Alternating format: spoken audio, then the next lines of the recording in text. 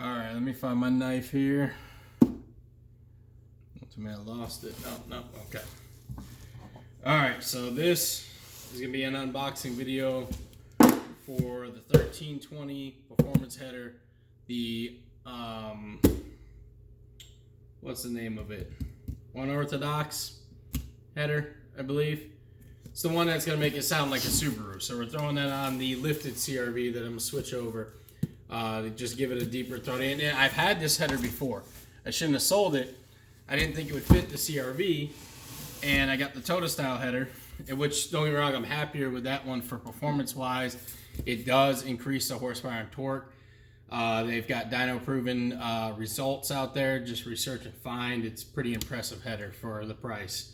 Whereas this header, I don't know if there was any dyno tested results. The people you fucking hear, I get so tired of people like, oh, cold air intake and intake isn't going to do anything. You lose power, header, you're going to... No. I mean, in really bad scenarios, at most, you might pick up one 1 horsepower, 1 foot-pound of torque, but usually you're going to have better than the header, other than unless it's like a Type R header or, just a really well... a Mugen header, something like that. Then, yeah, of course, you don't want to change it out. But not for one of these, anyways. But these guys do a pretty damn good job. And I will say, when I had this header before, I did it on my Civic, and I lost top end. It is not a top end header. And let's be honest, in a CRV, unless you have a boosted built motor or H to B swap or even a J swap or something, you're not looking to go really fast. You might have a little bit of fun from 0 to 60 or something in it, but you're not looking to really top it out and go fast like you would have built Honda or a different car. So torque is what matters, especially if you're lifted. You're going to want some more some more get up and go right off the bat. And I felt a decent amount of torque when I had this header. I don't know how it's going to be on the B20. I will find out for you and tell. I don't know if I'll get it dynoed yet. I will try to get it dynoed eventually and see, but unfortunately I won't have the stock setup right now dynoed but I mean, we all know where it's going to be at stock for the most part. So I won't have it because I have an oil leak on there and I have other stuff, and they're just not going to pull it up on the dyno like that. It's just not safe and good for them anyways, a mess. So hopefully I'll have it dynoed later, probably on like a dyno day when it's cheaper or something. But I've had the header before, and I wanted to say, if you guys are looking for a little boost in the torque in the sound department, I think it works well there. But I don't have the evidence to prove it right now, so it's just my say. So, and then also I'll let you know how it is on the CRV. All right, so yep, unequal length header. It's a twisted header. Got the receipt right there. All right. So much damn popcorn wrap. Let's do this. Let me get it out of here, because otherwise I'm going to be dropping popcorn everywhere. Or the little popcorn wrap stuff. And then I'll go over it with you guys. And this comes with a test pipe too, I believe. It should, otherwise I'm going to be pissed because I thought it did. Yes, it does. Yep. Which is good, because the stock exhaust I have on now, which I give it props, it's held up and done great. It's getting old. It's got 260,000 miles on it. I think the catalytic converter is the original. It hasn't seized up, which is really surprising. Usually, a cat by that time goes out. If it's been replaced, it does not look like it has. I would be surprised if it's not the OEM Honda one. I'll be able to tell you more when I get it off, but that exhaust is still good if anybody's looking for a stock exhaust. I mean, the pipes, everything, it was a Florida exhaust. It's in good shape, but it's old, I would probably replace the cat, because after I take everything off, if you want to buy it, let me know in the comments. I'll ship it. Of course, if you pay for shipping and the price of the exhaust, otherwise I'll just keep it in case I ever go back. And I'll do a video on that later when I have it. But yeah, let's see what we got here. Got a little something in the flat rate box wrapped up. I'm assuming maybe this is decal or something. I don't really want to cut it, but I don't know how to open it because I have it taped up.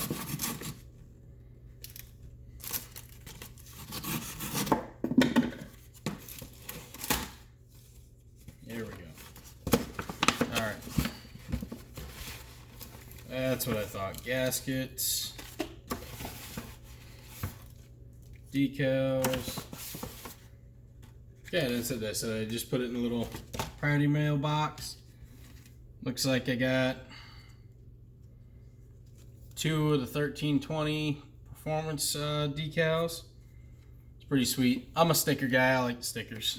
Put them in my toolbox. Put them under the hood. Sometimes in the rear windshield. So, set of gaskets.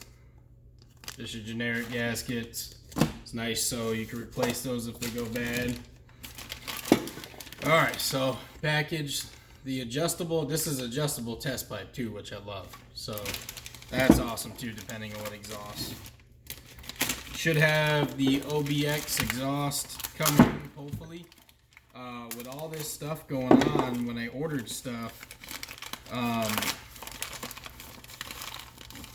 I ordered a lot of this stuff because with the damage to the CRV, I'm just taking everything apart and fixing it so it doesn't, and I don't even know if some things are probably more broken than I thought because the accident they got into. So I'll find out more when I start pulling stuff apart. Anything I knew that was probably going to break just from old age, I started ordering. And I ordered a 1320 performance exhaust. I was excited because a lot of people said it was a little bit quieter. It wasn't as raspy as the Yonaka, and it was a little bit better built. And just thought it'd be cool to have 1320 matching all the way down. And I was going to put 1320 on mine so it'd quiet that Toda style header down a little bit. And I was going to put the Yonaka with the 1320 unequal length header on my wife's CRV, the lifted one that we're doing now. And they called me back just yesterday actually, and they're like, hey, we need to refund you the money. We don't have any exhaust right now currently.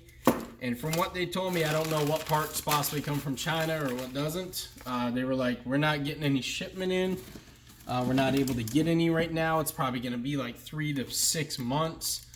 And I was like, well, I thought a lot of your stuff is made in the U.S. too. They're like, yeah, we do. But the guy was like, we also are having trouble finding any, already having trouble. And this is mid-March right now. Already having trouble getting supplies from many places. Even in the U.S. right now, their time frame and things are being told. So I got refunded. So I'm hoping the OBX exhaust will be here. You know, I just don't know right now anymore. And that's going to suck. Because if I'm going to be sitting here in quarantine in my garage and in my house, I want to get some work done and get the stuff fixed. So, but anyways, here's the donut gasket. New bolts. Bolts look pretty good. Here's the crimp, or the clamp gasket. Or goes around the middle. Like I said, I've had one of these before. These things seal up pretty good. A lot of people say they have issues with the sealing on them. I never had an issue, but I just made sure I took my time and I evened everything out right and, you know, then tightened it down. But I guess, you know, I can see where they could have some issues. I think they even say it on the website that they could have a little bit of breathing or leaking issues, sorry, with the exhaust. Come on with this tape. Do I really gotta cut it again? Yep, guess I'm cutting it.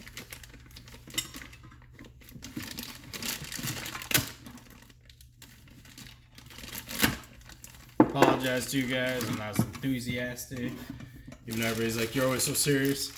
But I am just tired. I haven't been sleeping well either, so.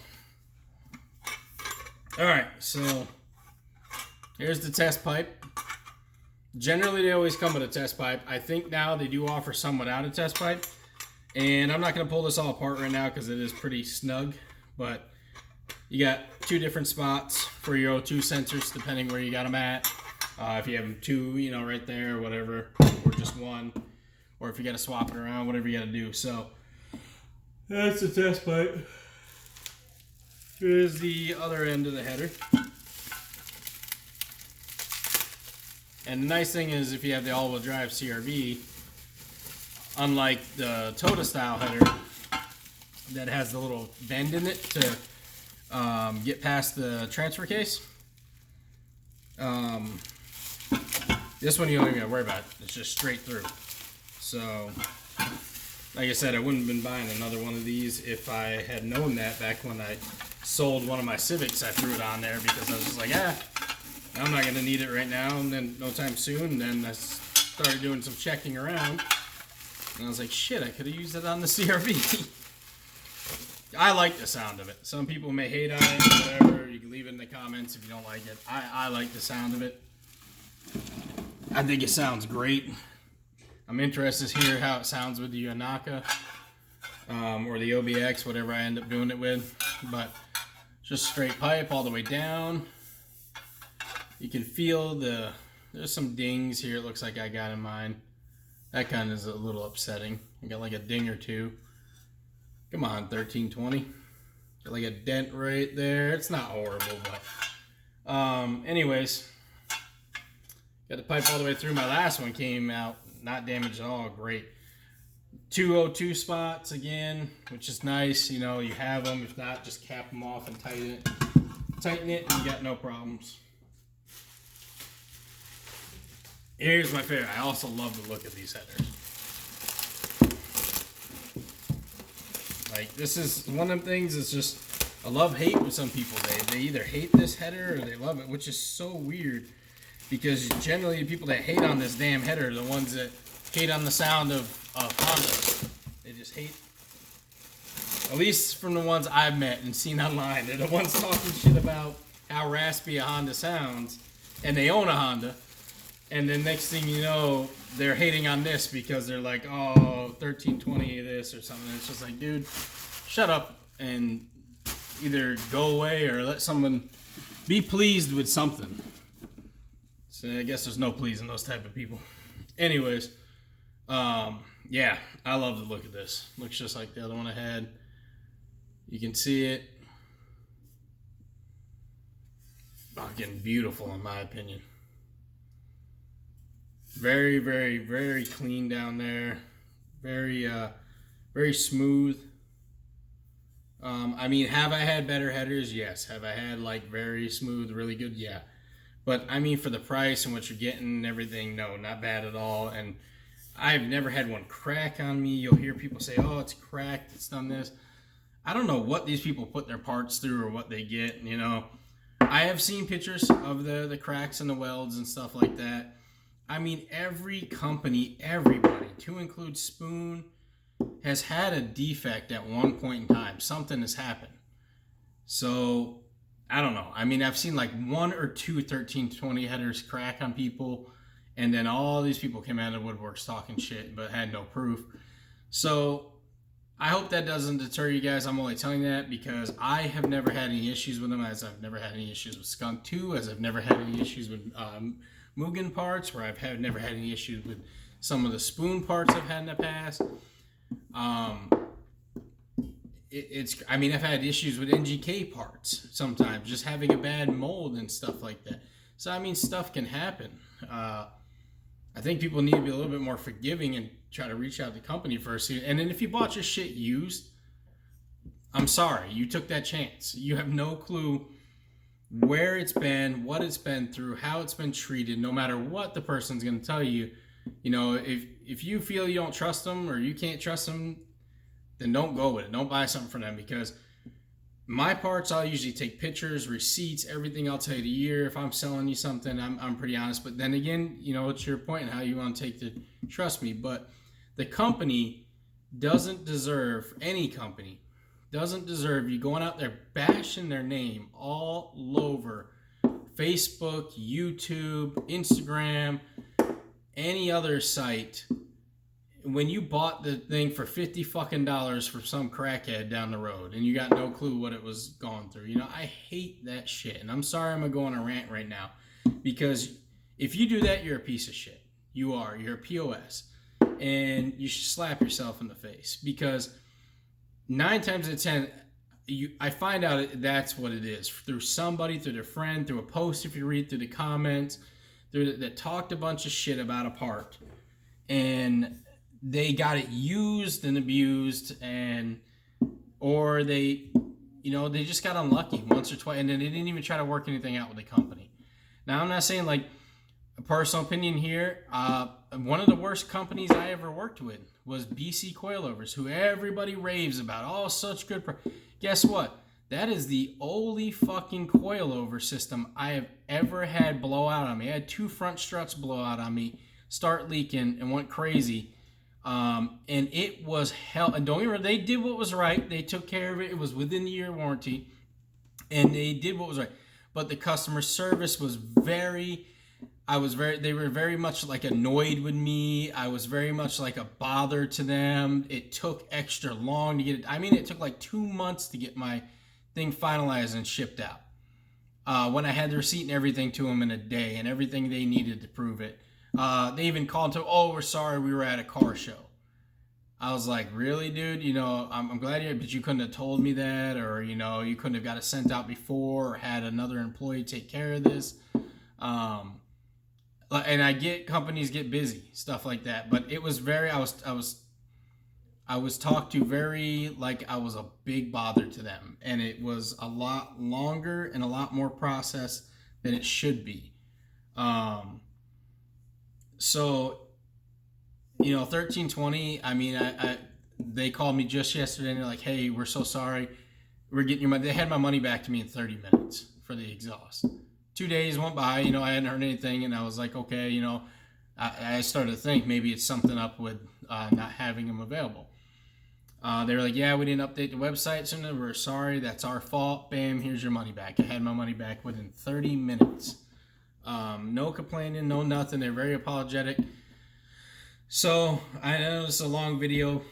I went on a little bit of a rant about that, but listen, if you get a bad part from somebody, anybody, like especially small business like HRG or something, talk to them personally. Give them a call, give them a chance, see what happens.